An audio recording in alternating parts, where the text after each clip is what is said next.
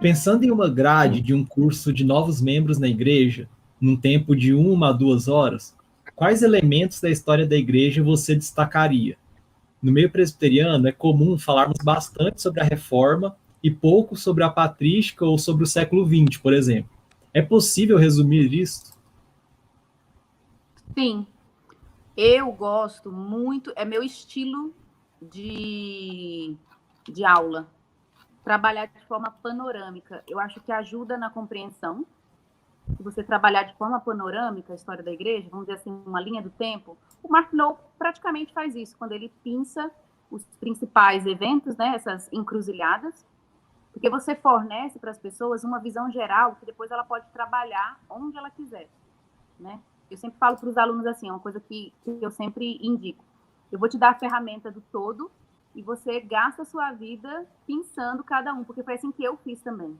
Eu acho que hoje, até nas escolas formais, hoje em dia, a gente tem muita dificuldade de estudar a história da igreja e entender, porque a gente, às vezes, estuda muito quebrado, né, as partes. As pessoas têm dificuldade. O que veio antes, o que veio depois e tal. Então, eu já dei aula, eu já dei a história da igreja inteira em uma manhã. Eu já fiz isso. Fiquei tonta depois, né? Já dei, na verdade, numa live assim de 1 hora e meia, história da igreja toda. E fiz exatamente a mesma coisa que o Mark Knopf fez, só que como ele mesmo diz, né? A escolha dos pontos de transição são subjetivos. Então, eu escolhi o que, para mim, que eu julgava importante. Eu costumo dividir a história da igreja em 6 fases, que aí ajuda até na memorização. Eu chamo de, até baseado num livro, eu uso um livro como base. Igreja apostólica, igreja perseguida, imperial, medieval, reformada e moderna. Acho que isso ajuda um pouquinho.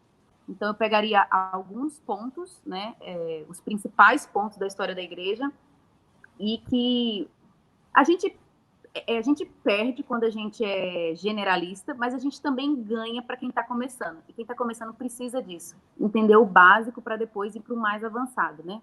Para os detalhes da história. Então, eu abordaria as características principais de cada fase. É assim que eu trabalho. Eu entendo que minha missão hoje, com a aula de História da Igreja, é popularizar o ensino, facilitar o ensino.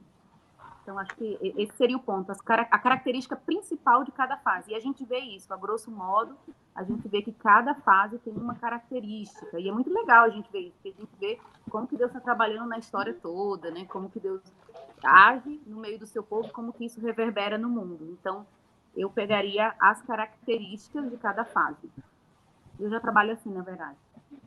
E eu acho que super dá para a escola bíblica dominical. Eu acho que é tranquilo.